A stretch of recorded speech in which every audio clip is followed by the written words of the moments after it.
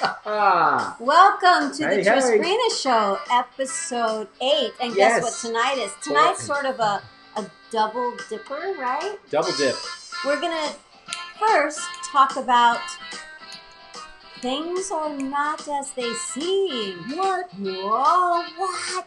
Things are not as they seem. And then, oh my goodness, it's the premiere of the Hero's Healing Journey documentary. Documentary. I made that up. Isn't that great? I Instead like of the documentary, it's a documentary. Hi, everyone. Come on in and say hello.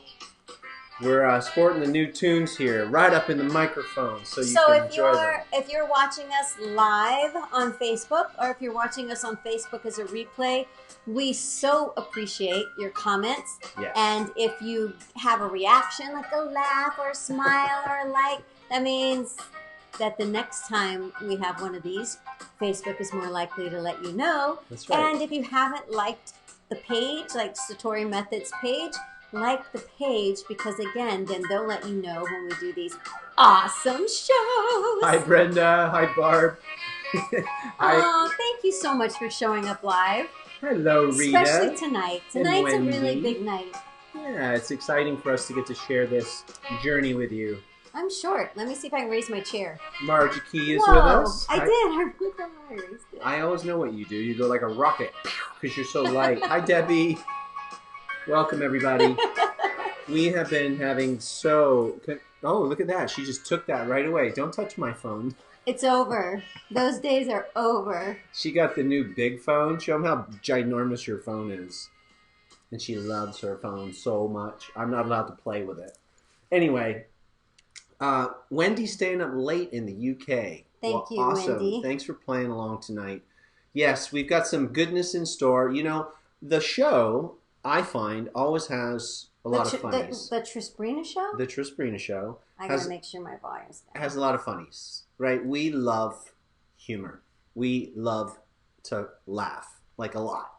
Around this house, it's like one big ongoing joke. Whether it's the dogs, it's this one over here coming up with all kinds of perspectives on life. She's taught me how to laugh, and we have so much fun. Now, what we're going to share today, we're definitely kicking it off with a laugh. That's right. And we're going to move into another journey.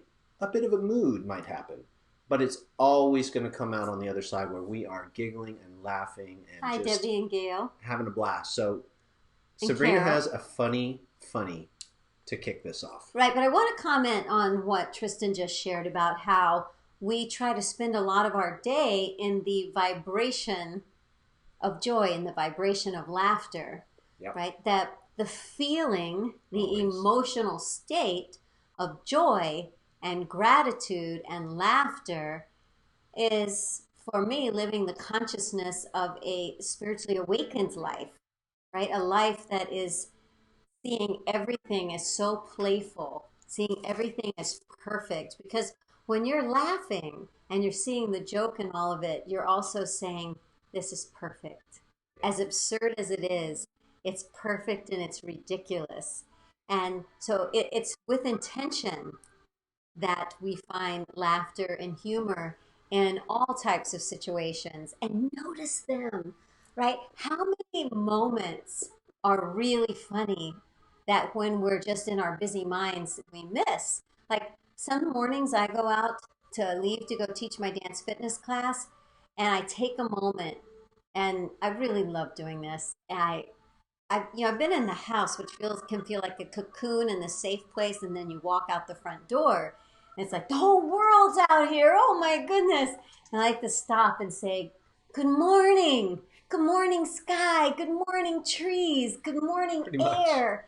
And then almost always there'll be some little squirrel that is like I'm irritating him, and he's eating this big old acorn, or a bird answers back, or there's something I wouldn't have noticed if I hadn't paused to be in on the joke, to be in on the life that's happening. Like this morning, you were broadcasting a class in our Life Force Mastery Dojo, and he was teaching these Tai Chi moves, and there was in the background these plants that were they were really skinny and they were fluffy on top and they were waving the whole time you were moving. I haven't even told you this. And I thought, are birds hovering over him? He better be careful.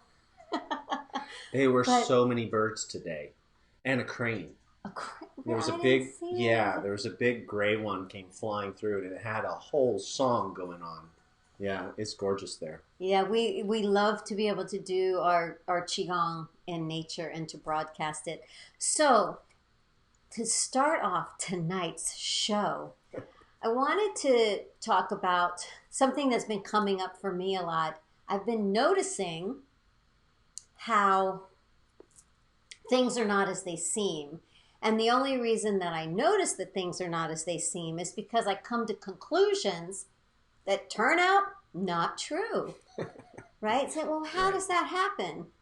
Well, as my little story unfolds, we conclude things based on the past, right? It's impossible to see something and observe it and think of the unknown and think of the future. We're always looking at a situation, looking at a person, looking at someone's behavior, and looking at an opportunity and trying to put it in a box related to something that's happened in the past. Now, sometimes those boxes are good I know what boxes. it's called. What? Projection. Projection. Yeah. Projecting. Right, like a movie, which is coming up in the second half. Yeah. Um, so sometimes the boxes are good, right? Like I might be driving to teach somewhere and I give a signal and somebody lets me right in the traffic and I'm like, everybody lets me in. All I have to do is give a signal and I'll be let in, right?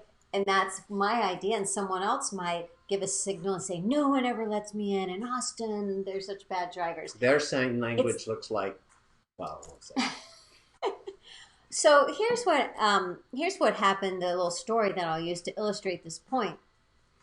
So it's really hot in Texas, and a lot of times in the Can be. mornings, I go to the grocery store usually around 10 a.m.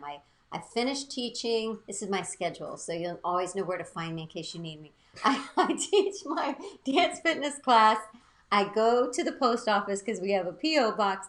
It's right by the dry cleaners if I need anything. It's right by like the regular grocery store and Trader Joe's, and then I come home and I'm on the computer a lot of the day.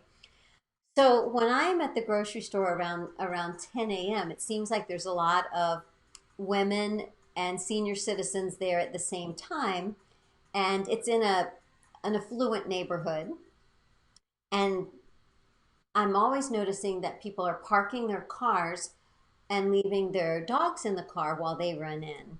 Now, I really like that because I'm glad that they're taking their dogs on a little trip because our dogs like trips, Dogs love trips. right? And So do husbands. I'm always a little worried about the dogs if it's hot, and I make sure that they've cracked the window so the dogs can get air. Absolutely. And I just always am hoping the dogs know. I always want to let them know that the owner's just in there shopping and is going to come back because I She don't want the dogs to be loves sad. dogs.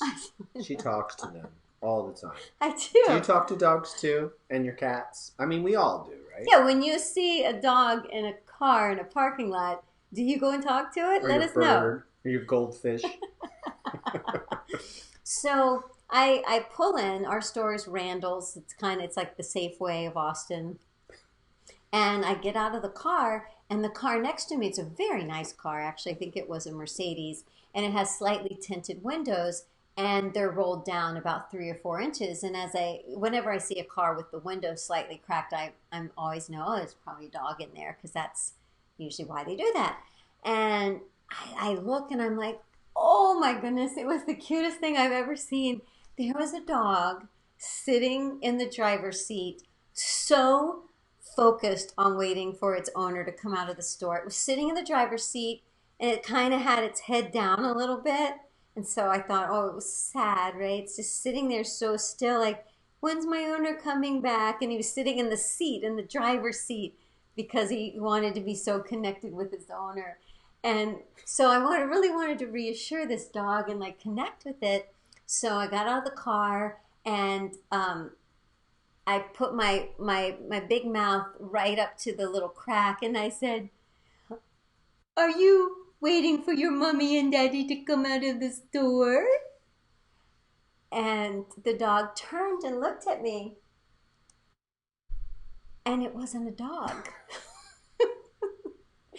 It was a man wearing a baseball hat, and the bill of the hat, in my mind, looked like a snout, and he was sitting still looking down at his phone. I was not there to witness this one. So, although I've witnessed so the others. man turns and looks at this crazy woman who has her face in the little, are you waiting for your mommy and daddy to come out of the store?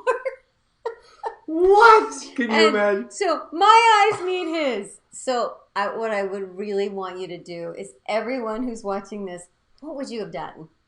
What were my choices in that moment? Yeah, you don't have too many. Because I needed help.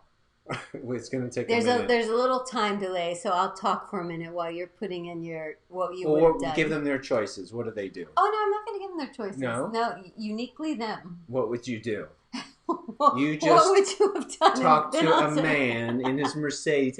Oh, coochie. With your lips in the hole of the crack. And now your eyes are locked. What do you do?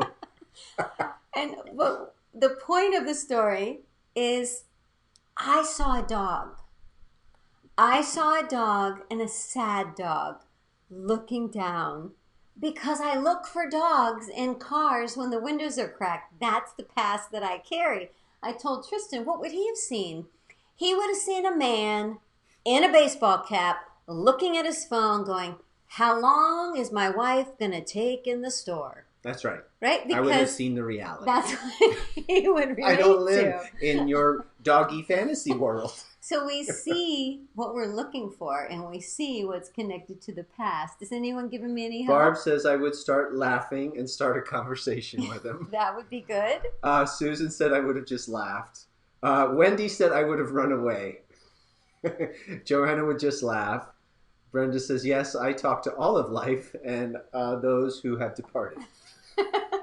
So in that moment, you know how, like, when you're in a car wreck or something tragic happens, everything is slow motion, it's hard to have thought. I was having one of those. Because I'm kind of known in Austin, like, especially in that area. If he sort of reads the paper, he'd know, like, that's Sabrina. And so I'm like the total crazy dance lady that's got her mouth in the hole of my cracked window talking baby talk to me. He doesn't know. So I thought, okay, my slow motion brain says, you have two choices.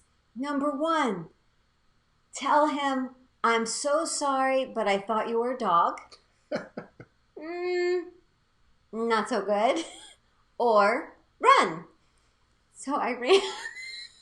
Joanna wants to know what you felt. Did you feel silly? What did I feel? Anyway, I ran in the store. Yeah, I don't even know what I felt. I was very confused because... You were being so vulnerable with a dog. It was a dog. It's as though you're looking at a dog and in 1 second the dog morphs into a man. So there was a confusion for me because I knew it was a dog. It wasn't like, oh, that man looks like a dog. It was a dog. You were thrown off. I was thrown off. And yeah, it's kind of embarrassing that I just ran. But I couldn't say I thought you were a dog.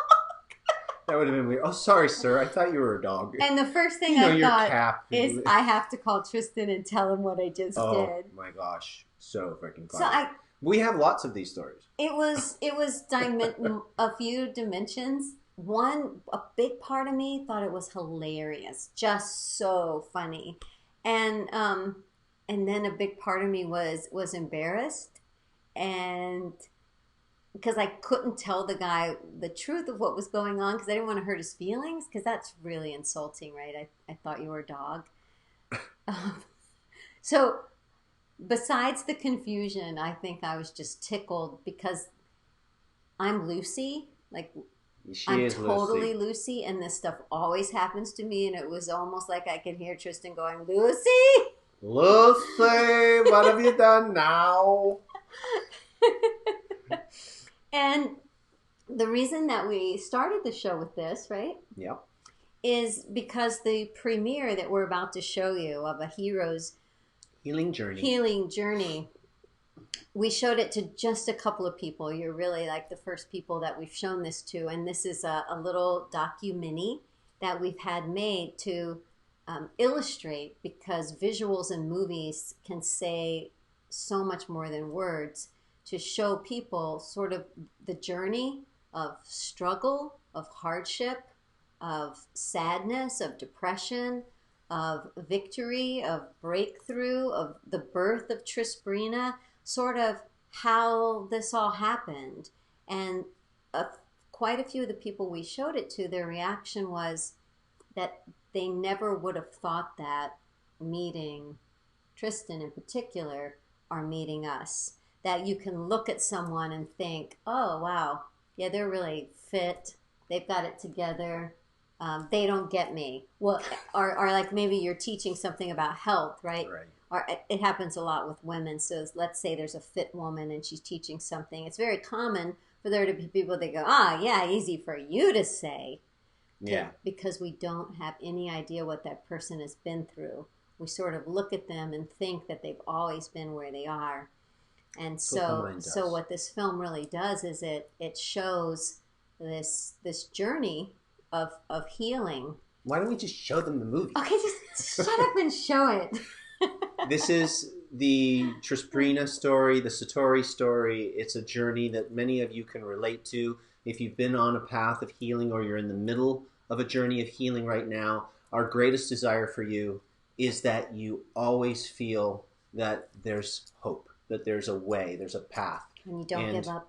You never give up. And you know that there's support and love in your life here for you. So this is the journey. It's about a 10-minute journey, so enjoy. We'll be right here. If you can't hear it or anything, we'll monitor the chat. Okay, here we go. We're going to play it, and we will see you in a moment. We'll see you right now, actually, in the story. At one point, my dojo was the largest in Austin, Texas, but I didn't know anything about business. I knew about my mission. I was meant to teach. And when I got the first taste of teaching, I was hooked. And that was my life. So I also knew, though, if you're going to teach, you better also walk the talk. And I started to teach not just like the traditional karate and like forms and things. I wanted to know it translated to protect yourself. So I started wearing these suits, these high-intensity suits where people could hit, but it didn't hurt. You felt it, but you could keep going. And my body took a beating, but I'm here to serve, man. Let's just show up. And I was using my meditation to cut the feelings of pain in my body. One day, I'm teaching a self-defense class, and I'm showing these ladies this like knee elbow strike. And I put my leg down and go to the next group, and I just fell on my back. And it was so much pain shooting through my spine. And I've been hit. I mean, I've been kicked in the head, I've been kicked in the face, I've been punched, I've been choked. You name it, I always get back up. Not this day. I couldn't get up. They carried me out of my dojo. Carried me out. And for months, I couldn't even get up out of the bed. And I wasn't healing. WTF, what is going on? Like, why? I'm getting scared now. So I'd show up to the dojo once I could start standing a little or sitting. I had big pillows all the time. But I'd sit in front of my class and I'd teach with words. I learned to articulate very well. And I'd use my best students to take my words and tell them how to move and all of that. And then I did it for as long as I could. I started losing students. You can't keep it up. I had noticed he wasn't able to participate in a lot of things. Lots of people were talking about what is he going to do because he was so restricted in movement. He wasn't the same person. And I was sitting there with my friends and I see his Jeep pull up. So he tried to get out and he tried to walk to get the handrail to get to the pool. And he was trying to go on the steps and he couldn't. He literally had to turn around to try to use the handrail to get back to his car. He could not even walk just to the water. And the only place he could move at that time was in water. And I have never felt so compelled to anything in my life. And we were close friends, but not close enough for me to, I got up, I left my other friends and I just walked up to him and I said, I'm so sorry. This is happening to you. See, she knew me as the athlete. I danced in her dance classes. I danced in her performances. I learned that art from her. And she sees this guy broken. And she said, with tears in her eyes, "This isn't your back pain anymore. It's ours." And she meant it. She was all in. From that day forward, and I don't know if you've ever felt this, where you're at the end of your rope and you just don't have anything left and you don't know what you're going to do. And then you get that breath of fresh air. You get that angel shows up in your life, that thing, that mentor, that hope. And she was my hope. And she gave me energy and kept me going. After that, we became more than friends very quickly. And I stepped into making it my purpose in my life we could find the solution. We can get over this. And still years went by and we tried massage, of course, chiropractic. We tried everything. Even we flew to Beverly Hills and had surgery, and even that didn't help. My bills are piling up, got a lot of medical bills. And I'm feeling really bad about that. So if you've ever hit a dark night of the soul, I'm about to hit it. And I'm on the floor trying to get from my bed to the toilet, and I can't get on the toilet. And that's it. I'm done. I'm done. And this scared me more than anything's ever scared me. I'm thinking about how I'm going to exit. I don't want to hurt my family. I don't want to do this to my friends. I just want out of the pain, you see? But I don't know. I've tried everything. It's like almost 5 years now. This is crazy, right? But I'm talking to God now, and I'm making a deal. If I could be healed, if I could be shown a way through this, I'll do anything and everything I can. If I could tap into that energy and be healed, I will dedicate the rest of my life, not teaching people how to fight, although that's beautiful, to help them protect. It will help them heal. I'll help them get out of pain and suffering. And I find myself, maybe 2 weeks, in front of Whole Foods, park my Jeep, put the handicap sign up, hobble over to a bookstore, and I see a flyer. I see a sign, Energy, Art, Qigong Workshop. I'll try anything. I'll go try this Qigong thing, because I heard like there's some magic stuff there. So I go to this guy's workshop, and I'm on the ground learning Qigong and doing these things. But truth be told, I felt something. I already knew how to meditate, but I felt energy in my body in a new way. And so I did private lessons with him, and I learned this ancient art from him. And I would go every day to Sabrina's little dance school, and I would move the Qi. And I would learn to put these moves together, and I could make it my own. And I did this for months and months and months. And I left the studio, went upstairs, and I laid on Sabrina's bed. And I was actually just in my heart grateful, man. I was just grateful that I'd found a path. I was feeling energy. Life was good. I'm working it. And something about being in gratitude creates a vibration for magic. And I took an image that my brain had seen watching What the Bleep of these beautiful little golden molecules flowing from the brain. And I just sort of was laying there. And I imagined that I was in a riverbed and this water light came together and flowed through me. I'm visualizing, and I had many shots and things and the surgery. And so this was all like knotted up and tight. And my leg was shorter. I couldn't even feel the bottom of my foot. And I felt this like tingling in this knot. It felt like an energy cyst and all this tingling. I'm like, what? And then it shot out through the cyst, down into my leg, all the way down to the bottom of my foot. And I felt my foot tingling. And I'm like, oh my God, oh my God. But it was the happiest tears because I knew in this moment I could be healed. Somehow I unlocked the flow of the energy, and this thing that had been blocked for so long, I was just so ecstatic. And I tell you, man, that changed the game because within 2 months I was back in my dojo teaching. We decided to start making DVDs and CDs, and we knew nothing about it. We just filmed it, tried to sell it, and nobody bought it because we didn't know what we were doing. I didn't have computer skills. I learned how to do Photoshop and how to write copy and how to do emails. And when we started sharing, others started having healings. And other people started having insights into their psychology and how their thoughts were affecting their body. And that just started growing and growing. And so we learned how to do everything ourselves.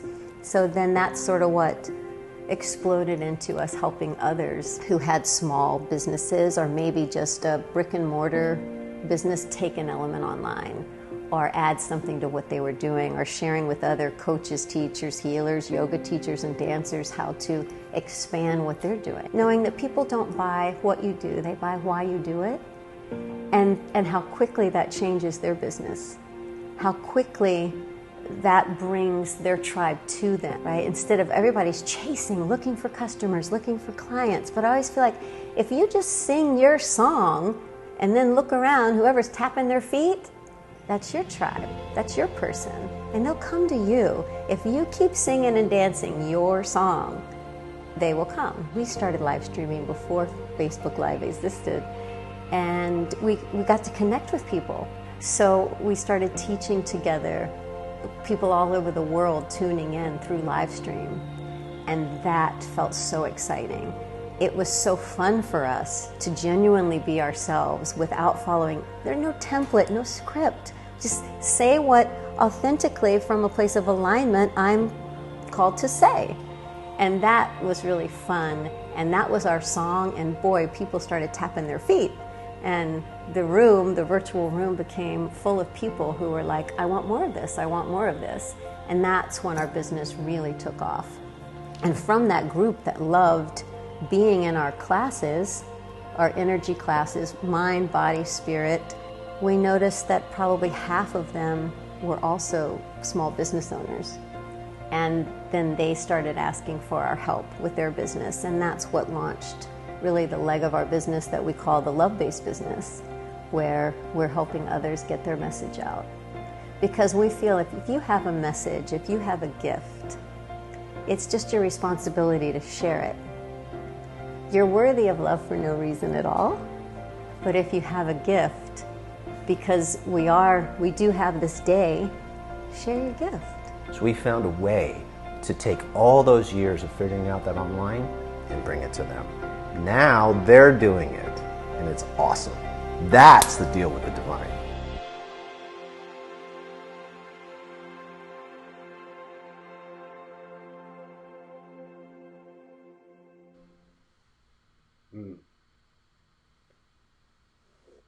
Thank you for joining us in that adventure. Quite a journey. It always gets me. I have so many memories and cellular experiences when I talk about the story. Like Kobe had mentioned earlier, I've heard this, but I've never seen it or heard it in this way. That's why we created. She's gonna mess me up. There's so much packed into that. Obviously, in 10 minutes, we're trying to tell you like 10 years of a journey. But we've always been looking for a way to share what that was, how this came to be, the gratitude we have for energy, for connection to source, for mentorship, for even the pain now looking back, right? Mm-hmm. Like it birthed, you said earlier, we used to say, it's a bummer, and we turned it into a business, but really it's a bummer that became a blessing. And without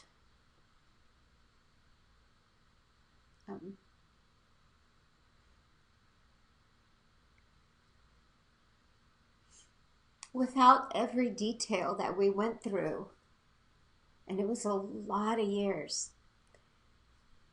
we could never appreciate and value what we have in our relationship,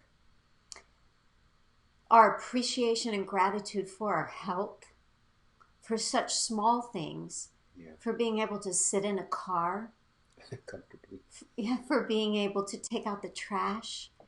It really magnifies our gratitude for everything and really gives us the thrill of helping others. Massive. The thrill of helping others. The drive. Overcome their pain, overcome something that's been holding them back, and the fulfillment of helping other coaches and teachers and healers help others, the ripple effect. Yeah.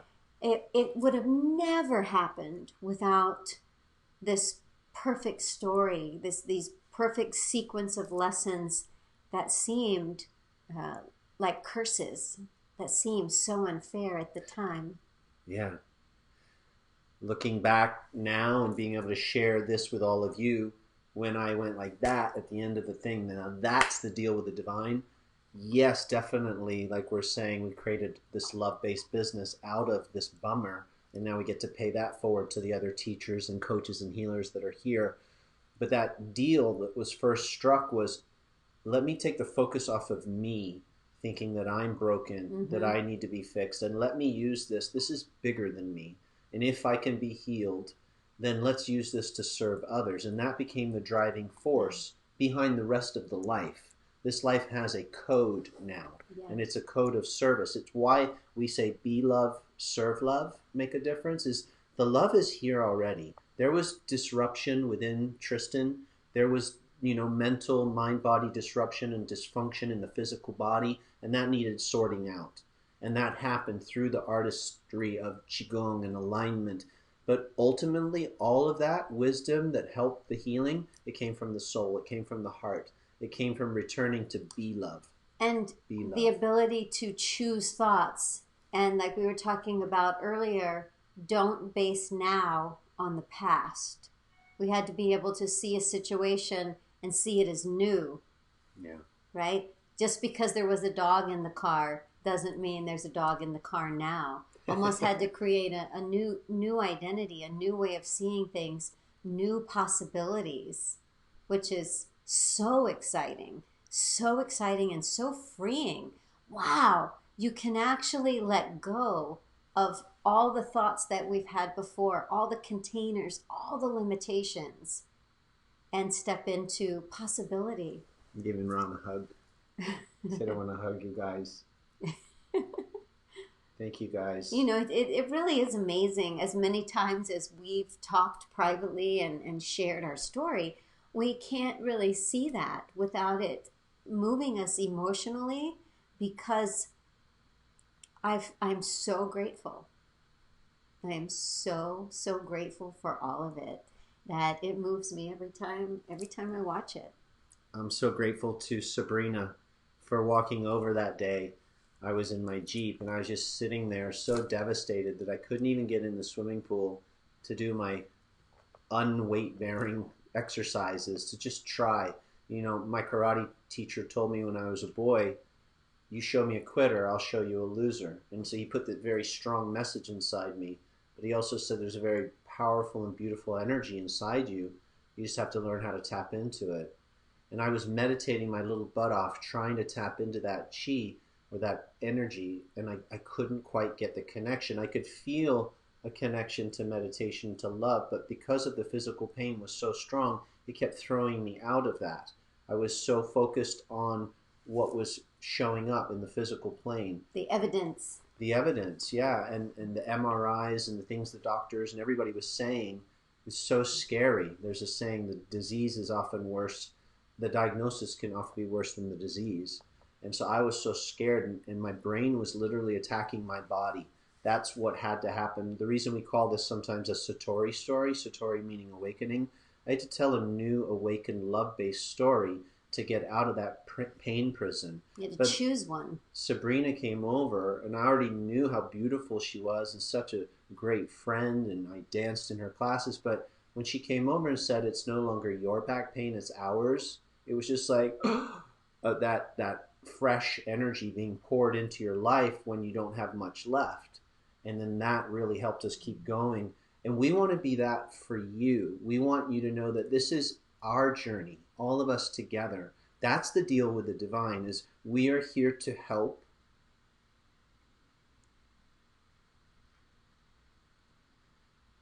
And to serve, all in. That's why we're here. That's why we have these lights. That's why we have this computer. That's why we made that movie. That's why all of this. Never forget your why. Never forget your why. And if you're not sure what it is, just keep going within, and it is there. It's that why that makes you cry, that you will never give up on yourself, ever, ever, ever. And so we are a gazillion % here to support and serve our tribe, you, It's not this big group of people and you're just like, in the background.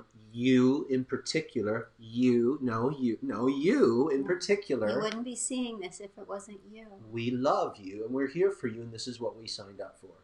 So, and that's part of why we kicked off the Trisbrina show, is because we wanted a way to be here with you weekly in our house, just hanging out with you. And it doesn't have to be, a big crisis. Sometimes it's just a little funk.